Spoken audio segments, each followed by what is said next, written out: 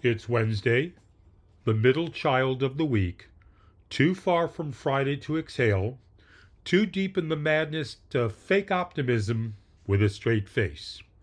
This is A World Gone Mad, and I'm Jeff Allen Wolfe, your sleep-deprived observer of the America's nervous breakdown. If you're still here, still listening, you're either a glutton for punishment or someone who keeps yelling at your TV, "What the hell is happening? What the hell is happening?" Either way, you're my kind of person. Because while most podcasts spend today recycling headlines like junk mail, I'm going after what they skip. The stuff that's dull on purpose, complicated by design, dangerous if left in the dark. You deserve better than deja vu news cycles and editorial nap time. So grab your fire extinguisher before the Republicans hold another hearing titled, "Oops, we deregulated everything." Now, you'd think after seizing the House, hijacking the courts, and bending the truth into balloon animals, the MAGA machine would take a breath.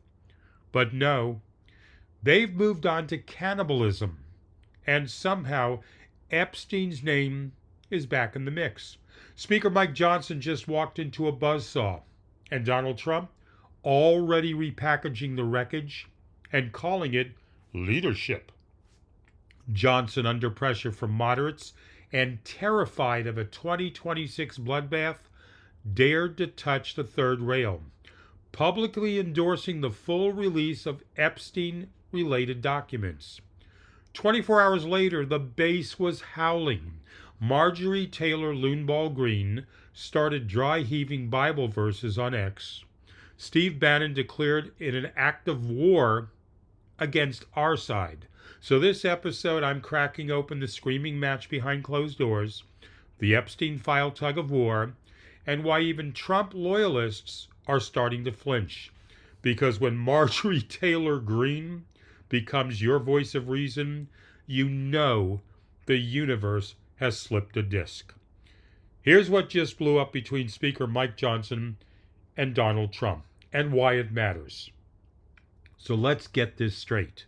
Speaker of the House Mike Johnson, a man who looks like he was created in a lab to sell Bibles door to door while lobbying for fetal personhood laws, finally decides to do one thing vaguely resembling public transparency. Not healthcare, not climate, not campaign reform. Nope. Jeffrey freaking Epstein.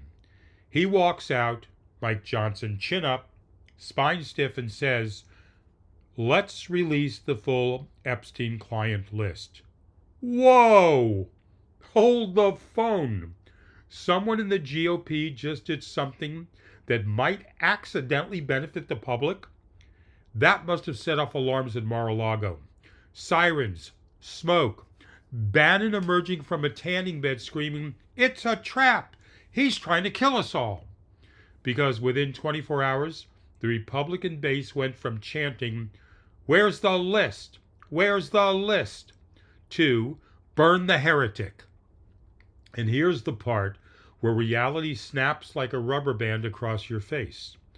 Donald Trump, a man who once said Epstein was a terrific guy, and whose name might show up on one of those blacked out flight logs, allegedly, shut up, legal department, immediately starts rebranding Johnson's move as a deep state ploy.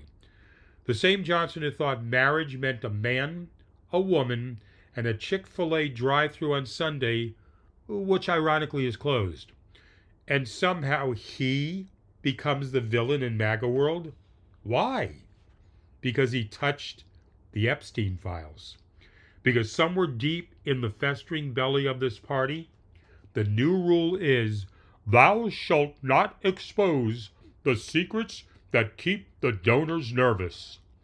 And now Marjorie Taylor Loonball Greene, who's basically a Facebook comment section wrapped in CrossFit gear, is quoting scripture like she's casting out demons.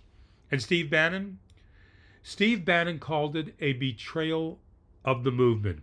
Hey, buddy, you were just praising Viktor Orban for outlawing press freedom. What exactly is the movement anymore? Because if the bar is lower than maybe let's see who trafficked kids, I'm not sure you're leading a movement. You're curating a crime spree. Let's be clear. This isn't about Epstein. It's about control. It's about protecting the carefully curated illusion that everyone outside the cult is a pedophile and everyone inside is a patriot. And if you actually open the files, the illusion crumbles. Suddenly it's not just Bill Clinton and the liberal cabal. It's hedge fund guys. It's billionaires. It's a few golf buddies. It's maybe one or two family friends. And God forbid that narrative collapse right before midterms. So now we've got Speaker Johnson publicly flogged by his own party because he tried to give the American people the very transparency they've been screaming about for years.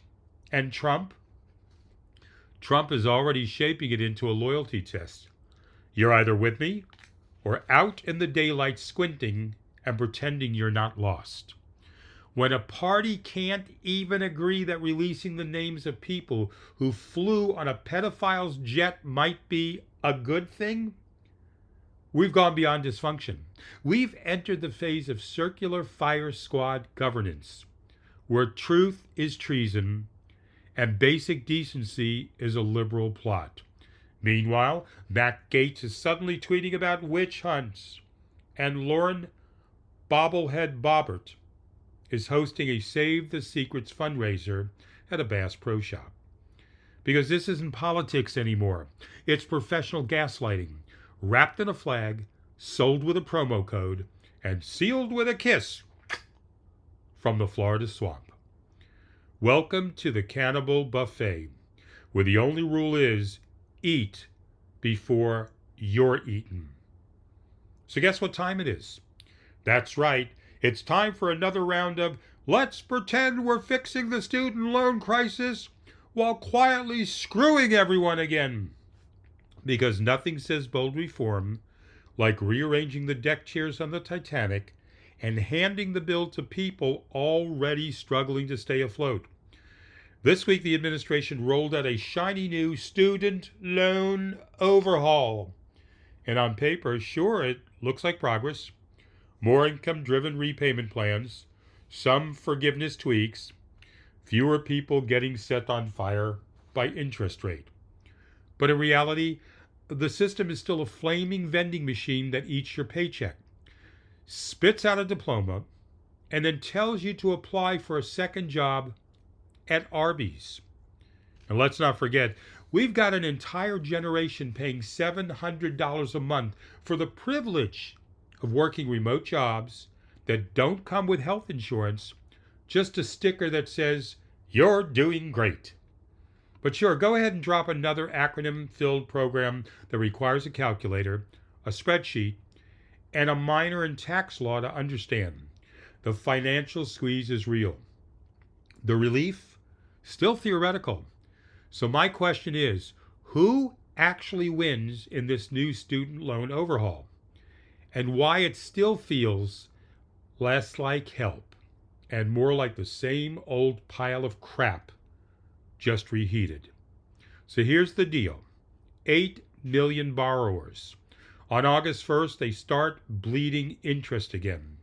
The SAVE plan? Toast. Hope? Optional.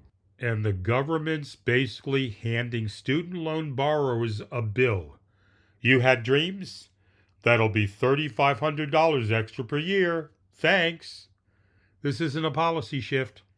This is a financial mugging in broad daylight. And the guy pulling the ski mask off is President Trump, smiling, waving, and calling it a beautiful fix. You now get to choose between the standard plan, which is like being slowly waterboarded with your own tears, or the brand new repayment assistant plan, RAP, which is ironic because the only beats you're hearing are the ones pounding in your head as you realize, wait, my loan goes for 30 years? And guess what? If you're broke, tough. The minimum is $10 a month, even if you're surviving on ramen and rage. And oh, deferments for unemployment? Gone. Hardship programs? Gone. You have to be not just drowning, but legally dead for them to pause interest now. Meanwhile, Trump's people are calling this simplification, which is rich, coming from a party that thinks empathy is Marxist.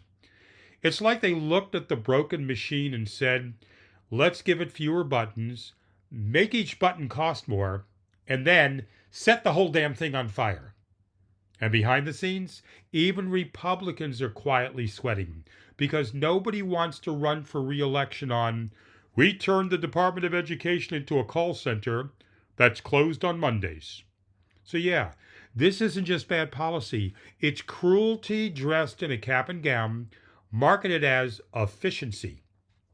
And while the people it's supposed to help are buried in impossible debt, ridiculous deadlines, vanishing hope, and the kind of stress that shows up early, stays late, and eats at a student's brain cells one synapse at a time.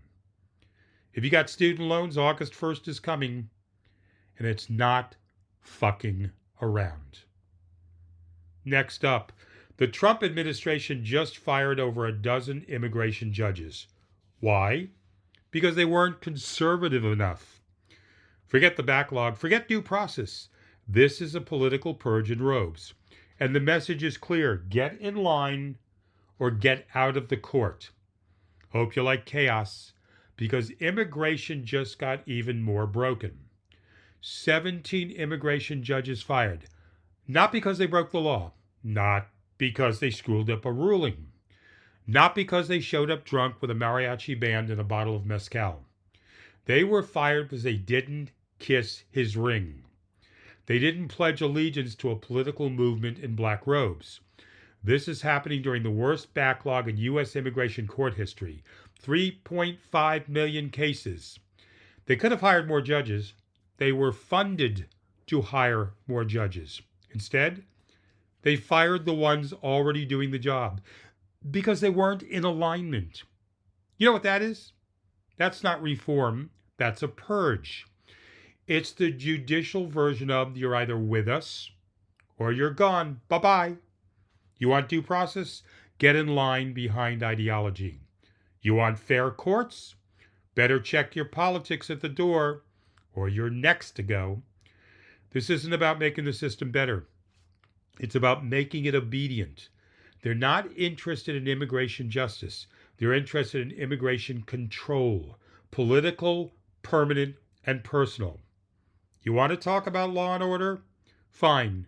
Start with the people in power firing judges for not being loyal enough. That's not immigration reform. That's how fascism grows, one policy at a time. Let me talk about TikTok. TikTok, the app that knows what you want before you do, and then shoves something else down your throat anyway. Some voices get pushed, some disappear, and the choice was never yours. It's not social media anymore. It's a propaganda machine with no rules, no editors, no accountability, but 100% bias. So let's talk about TikTok. Because apparently we now live in a country where the most powerful media force on earth is a scrollable dopamine drip run by a black box algorithm written by who exactly? Engineers? Governments? An underpaid intern with a god complex? No one knows. And that's the point. TikTok isn't a platform. It's an unregulated influence weapon, disguised as a toy, marketed as a vibe, and downloaded like crack on prom night. And the worst part, it's not just addictive, it's biased as hell. Shadow banning certain political views, I know I've been shadow banned, promoting others, throttling dissent, all without explanation, transparency, or consent.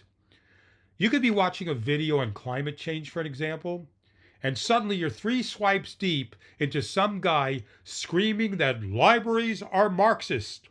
PSYOPs. Creators are being buried because their content didn't perform, which is code for didn't align. Didn't align with what? Doesn't matter. You'll never know. The algorithm doesn't leave receipts. It just edits reality in real time. And here's the punchline. This app is shaping elections. TikTok, shaping elections. It's manufacturing identity. It's feeding curated rage directly into the bloodstream of a generation raised to believe facts are a vibe and truth is whatever came with the most likes. You want to know who's winning 2026? Check TikTok's back end, because it's not about the candidate. It's about who the algorithm decides is engaging enough to exist. This isn't freedom of speech. This is freedom of reach. On a leash, held by someone who will never show their face. So yeah, call it what it is. A propaganda machine with emoji filters. So you think you're choosing what you want on TikTok? That's so adorable. The algorithm decided 3 swipes ago. Welcome to the feed. Hope you brought your own thoughts. Okay, let me recap something for you if you didn't listen to my last episode. If you want a chance to win $50, I asked the listeners of that episode a question. So go back, listen to that episode, and email me your answer by email only, not a text. I can easily track it that way. Your email will officially enter you in to the contest I have running. Others have entered. This is meant to be fun.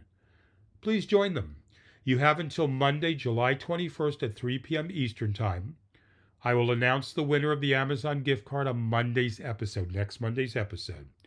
So go back, look for the episode that says $50 giveaway in the title. You can reach me at madworldtalk@gmail.com. It's my new improved short email address to make things easier. A lot of people said their emails weren't getting through and the email was too long. So it's mad, M-A-D, world, W-O-R-L-D, talk, T-A-L-K. Can't get any simpler, madworldtalk@gmail. I'll be back again Friday. Of course, unless the world ends before then. I'm Jeff Allen Wolf. This is A World Gone Mad. Stay sharp, stay vocal, stay sane, but most of all, stay hopeful.